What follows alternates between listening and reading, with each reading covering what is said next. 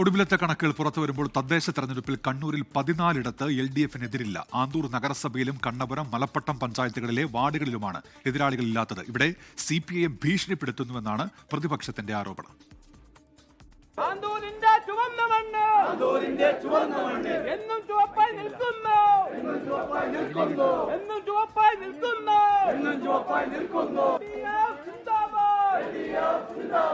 കണ്ണപുരം പഞ്ചായത്തിൽ മാത്രം 6 LDF-നെതിരില്ലാത്തത്. 2 വാർഡുകളിൽ മറ്റാരും സ്ഥാനാർത്ഥിയെ നിർത്തിയിരുന്നില്ല.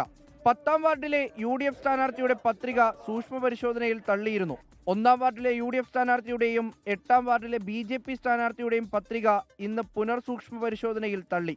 ആന്തൂർ നഗരസഭയിൽ 5 ഇടങ്ങളിൽ LDF സ്ഥാനാർത്ഥികൾ എതിരില്ലാതെ വിജയമുറപ്പിച്ചു.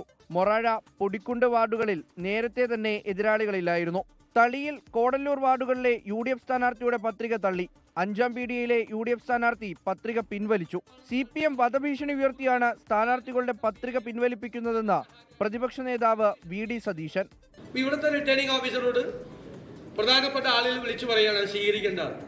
ഇങ്ങനെ കേരളത്തിൽ ആദ്യമായിട്ടാണ് റിട്ടേണിംഗ് ഓഫീസർമാരെ വരെ മോളിൽ നിന്ന് പറഞ്ഞു നിയന്ത്രിക്കുക. എന്നാൽ വ്യാജ ഒപ്പിട്ട് സ്ഥാനാർത്ഥികളെ നിർത്തുന്ന ഗതികേടിലാണ് UDF എന്ന് CPM തിരിച്ചടിച്ചു. ആ പട്ടിക തള്ളാൻ വേണ്ടിയിട്ട് കാരണമായിട്ട് റിട്ടേണിംഗ് ഓഫീസർ കണ്ടത് നാമനിർദ്ദേശം ചെയ്യപ്പെട്ടിട്ടുള്ള ആൾ തന്നെ റിട്ടേണിംഗ് ഓഫീസറുടെ മുന്നിൽ ഹാജരായിട്ട് നേരത്തെ ഞാനല്ല ഒപ്പിട്ടിട്ടുള്ളത് എന്നത് പറഞ്ഞിട്ടുണ്ട്. ഇന്ന് അവർ ഇവിടെ റിട്ടേണിംഗ് ഓഫീസറുടെ മുമ്പിൽ ഹാജരായിട്ട് ഞാനല്ല ഒപ്പിട്ടിട്ടുള്ളത്, ഞാൻ നിർദ്ദേശിച്ച ആളെ ഞാൻ പിൻവലിക്കുന്നു എന്നതിലേക്കുള്ള കാര്യങ്ങൾ പറഞ്ഞുകൊണ്ട് രേഖപ്പെടുത്തുകയും അത് നാമനിർദ്ദേശക പത്രിക തള്ളുകയുമാണ് ചെയ്തിട്ടുള്ളത്. മലപ്പട്ടത്ത് 3 LDF സ്ഥാനാർത്ഥികൾക്കെതിരില്ലാത്തത്.